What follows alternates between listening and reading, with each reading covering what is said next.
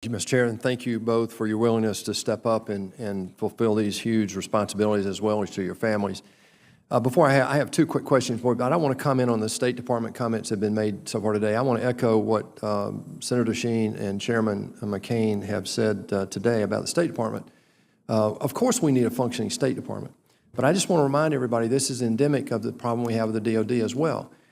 The budget of the State Department has more than tripled under two administrations since the year 2000. This is a problem we have in the federal government. We're losing the right to do the right thing. And I want to relate that to Mr. Root. I could not agree more with you that the world is more dangerous than any time in my lifetime. I'm a little older than you are, but I would agree with you. It's more dangerous than any time in my lifetime. I'm concerned about what happens in Iraq and Syria post-ISIS. With Russia now having signed a 50-year contract for Latakia, a big Air Force base there in Syria. They have access to Tartus, a huge naval base there in Syria. And what Iran is doing through their militia in both Iraq and Syria. How is the state, how are you guys in the state of reality in Syria and Iraq? What's the, and as you approach this national defense strategy, how do you envision the U.S., what's the U.S. role in Iraq and Syria going forward in a post-ISIS environment, given what Iran and Russia are doing? Senator, I think first our primary objective in Syria and in Iraq right now is the defeat of ISIS. We've made good progress in the destruction of the physical caliphate that ISIS established there, and some, as Secretary Mattis has said, some 95% of the territory has been reclaimed. But first, we should not take our eye off of that ball and complete that mission to defeat ISIS. And do you believe that Bashar al-Assad should go as part of any going forward strategy? Senator, I would say that given the atrocities that he's conveyed against his own people, the barrel bombing of his own cities, and the activities using chemical weapons, it's hard for me to see a political settlement that leaves him in power at the end of that. But I do think after the defeat of ISIS and this next phase of the conflict, where I would expect after the physical caliphate is gone, ISIS would follow the playbook that al-Qaeda took to go to ground, blend back into villages, and then later emerge to conduct terrorist attacks. We're going to have to be vigilant to prevent an emergence of an ISIS 2.0.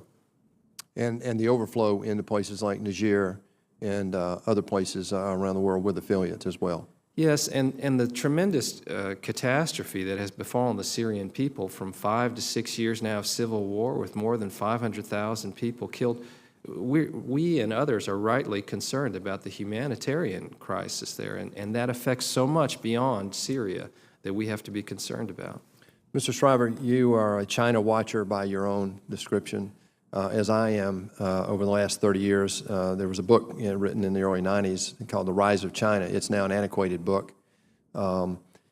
And what I'm concerned about is China today is spending about $235 billion on their military, and if you adjust for purchasing power parity, you know, that's approaching our level of expenditure and probably more, given the difference in the cost of things that they can buy over there, as well as they're bringing new technologies much quicker than we are, not because they have better innovation, but because the regulatory environment says it takes us much longer to get there.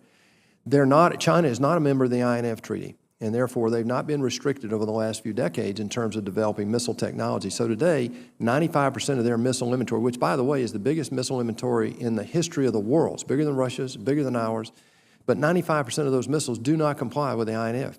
They have ranges that are dramatically longer and greater than ours.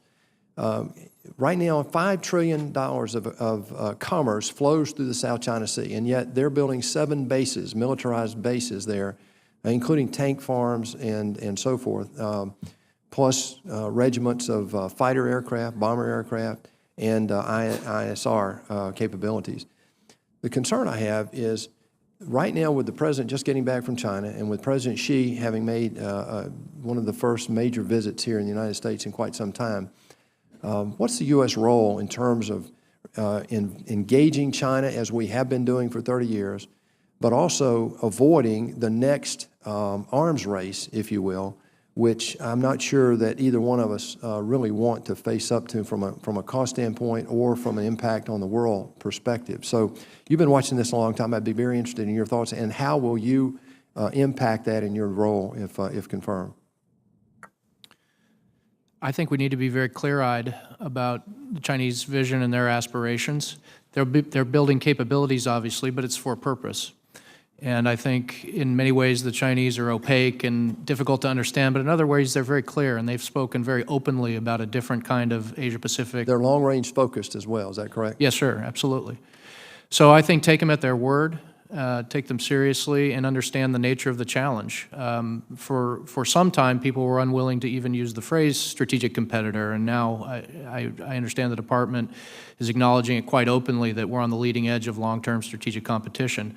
Hopefully that's not an arms race, because that's expensive for everybody, but I think to maintain a free and open Indo-Pacific, to protect our allies, I'm afraid there is a defense piece to that will take resources. I do think the combination of our investment and our presence and involvement alongside our allies, Japan, Australia, South Korea, perhaps an increasing role for other powers such as India, I think there's enough countries that share an interest in a rules-based order, free and open commerce, and the rest, that I think we have a pretty good starting point to deal with the Chinese on this, but it's going to require vigilance. Thank you. Thank you, Mr. Chair.